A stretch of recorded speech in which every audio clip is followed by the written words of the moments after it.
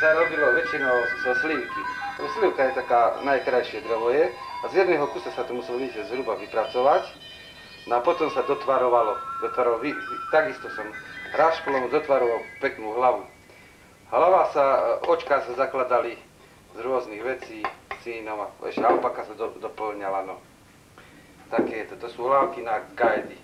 Väčšinou sa robilo, toto sú na konce, na košku, koška sa robila z capíka, no väčšinou. A tuto sú na gajdičky, tie rožky, na gajdičky. No. Je to odlievák z rédovej, aj čerpáčik je taký polorozrobený, je to tiež z rédovej, s týmato psíkami. To je surová ešte taká robota, páky. A to sú odlieváky. Žintice sa potom, čo sa vyberala z gelati, tak sa odlievala sa z tohoto odlieváka. A toto je z javora z jedného kusa, preto boli vzácne. Tu tiež sa vyrezávali tie tvary psíkov, vyrezali tvary psíkov.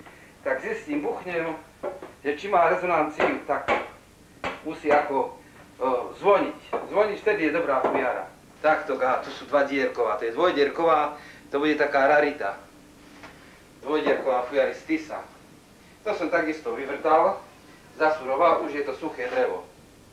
Suché drevo, z Tisa by mala byť najkvalitnejšia fujara, lebo drevo je veľmi husté. No. Diery sa musia vrtať aspoň 32, aby sa zbehli na tých 30. Vzory robím aj ako figurálne, toto si geometrické vzory. Šablovku si priložím, teraz takto, no a to obtiahnem. No tak, ako chlapec som chcel ísť zakedy na výtvarnú školu, som chcel ísť.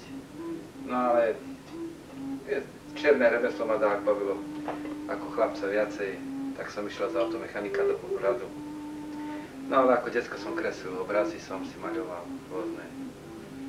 Zaoberal som sa s takouto činnosťou. No a potom postupne som mal takého jedného kolegu, ktorý robil valašky so mňou, automechanik, taký naturalista. No a ril som pomaly, nahádal mi riť, lebo som dobre kreslil. No a tak som začínal s týma valaškami, asi taký 17-ročný chlapec.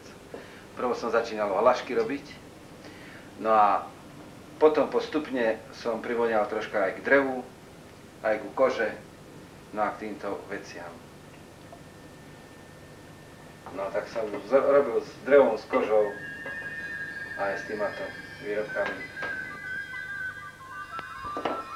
A potom to vyzerá tak, ako táto píšťala. No. Takisto je to vybíjané. Táto píšťala tým už je zapoliturovaná a zalakovaná, tento vzor. No. Univerzálny, sám som si robil. Vzory si väčšinou sám vyrábam. Robím. No. Toto sú také rastlinné vzory, sú veľmi pekné, tieto vzory. No.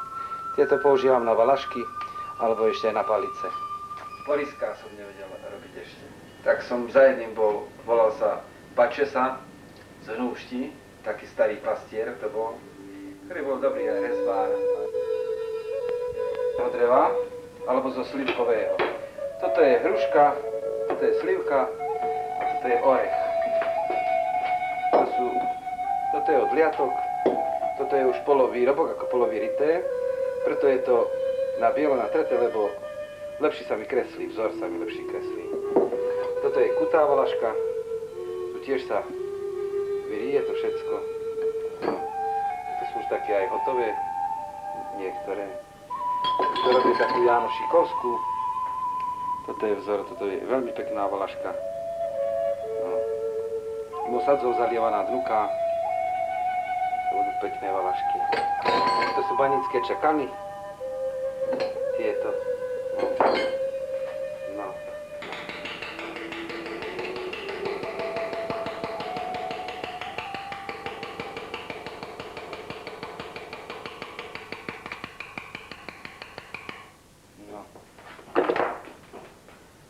Takto riem tie valašky. Pomaly poriská som porobil. No a vybíjanie mi pomaly išlo. No a postupne bolo mi to málo, ako valaškami som neuspokojilo ma, tak som ich ďalej išiel. Začal som potom s voncami. Som bol na Silici pri Baščúrovi. Tam som sa troška potom naučil.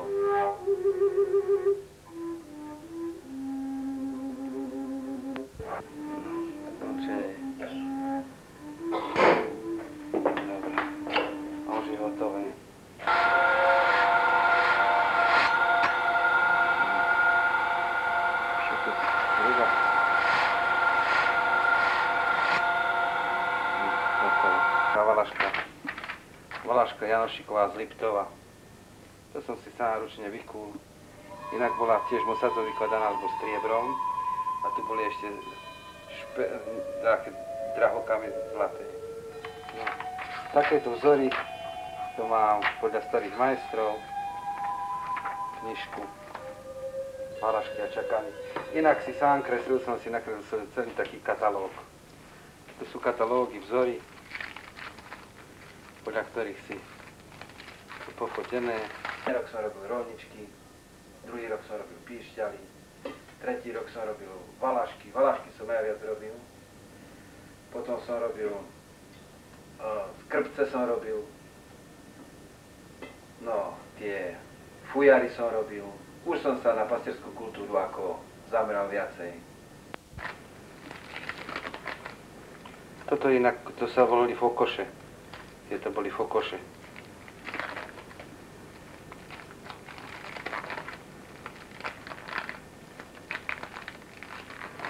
Vidíte, aj tu tento vzor, to je on. Tento vzor je to.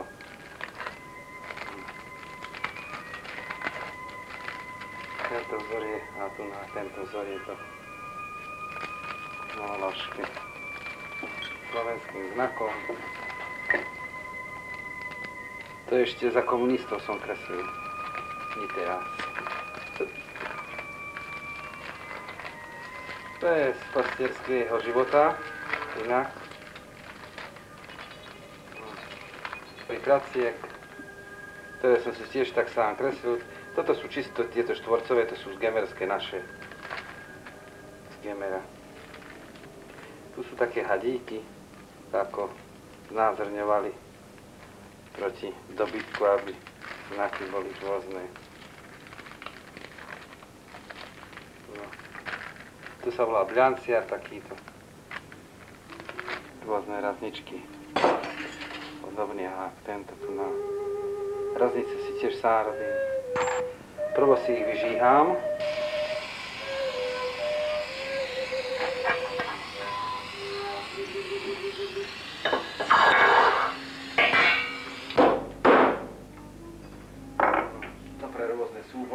Opaskov som urobil asi okolo 150 kusov. Rôzne trojprackové, štvorprackové som robil. No a aké úľov dával požiadavky. A robil som ešte aj kapsy, tie pastierské kapsy som robil. No. Krpcov som urobil okolo 200 kusov pre súbory. Robil by som rád, veľmi rád koži by som robil. No si musím prestať s kožou robiť, lebo koža je veľmi drahá.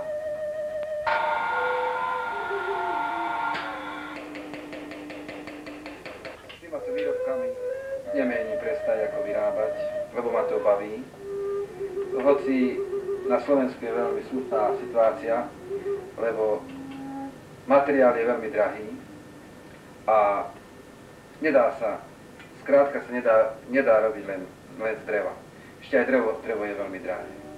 Ak som spomínal pred chvíľou tých kamarátov zo Sučan, z tých starých výrobcov, ktorí už len dožívajú, to sú výrobcovia starí 70-roční, a ktorí by chceli zanechať našu pastierskú kultúru, aby nevymrela,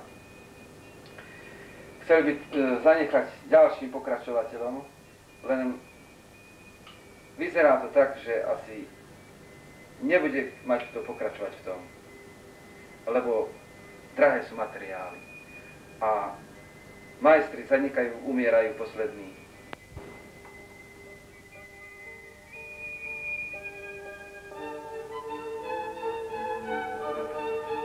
Gotová pracka, už vyčistená, aj vyleštená.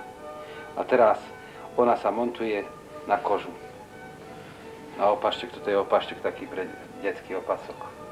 Ručne zapletenie, je tu na, to ja len ručne pletiem, nitami nedávam. Späťky koži zhrubé sa, aby sa dobre tlačilo do tej koži. Tuto sa robila, to je kapsička. Na peniaze si dávali také gazdové. Raznice všetky som si musela robiť sám, lebo to vám nikto nezrobí. Aj tieto rádlíky. Od tých kamarátov Staňa aj Lenharta, za ktoré mi to aj ako dali odtlačiť. Vidíš, toto je vzor, tento tu na. To som ručne robil všetko. Som mal rádlík. Toto sa nahreje, no a koža by sa mala, ako táto koža, keď sa pracuje, tá by sa mala namočiť. Mala by byť ako kus taká navlhčená. Ja by som chcel zachovať, aspoň ja by som chcel zachovať túto poslednú, tú krásnu pastierskú kultúru na Slovensku. No.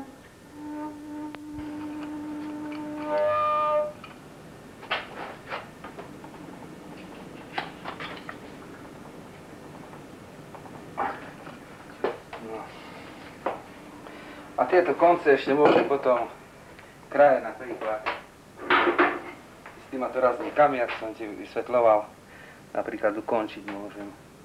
Konec. Meter štvorcový kôži, na takýto opasok stojí asi 3000 korún kôži dneskajšej dobe. Za bývalého režimu sme to kúpili za 200 korún.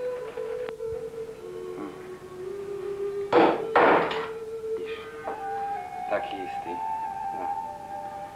A ešte vzory by som dáke mohol dať, ale dobré je to, nie? Obrázok pekný.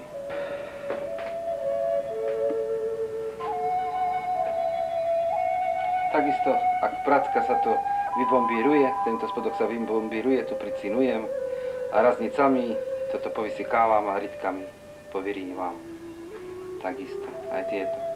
To všetko ide na tieto ozdoby, tu na toto. Dokola ide. Toto je stará, tu mi treba nový. Tuto ešte ide bíč.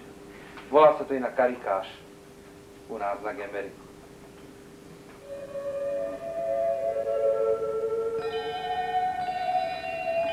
Ktoré sú robené aj do toho niny. Dá sa povedať, že napríklad dá.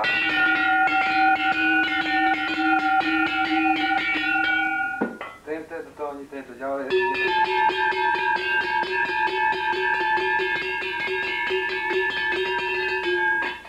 Aj tieto malé tak by mali ísť.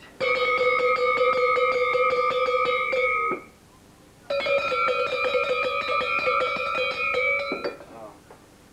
Tuto mám ako polový robok ešte, je zanitovaný, len mi ho treba zaliať. Plech sa urobí, na tomto vygombírujem, plech znitujem, no a obalím osadzou. No. Tieto srdcia, to sa musí vykuť, z jedného kusa sa to kuje. Na každom jednom. Šibenicu vykuje sa. Tam dole je šibenica. To sa vykuje, vybombíruje. Plecha.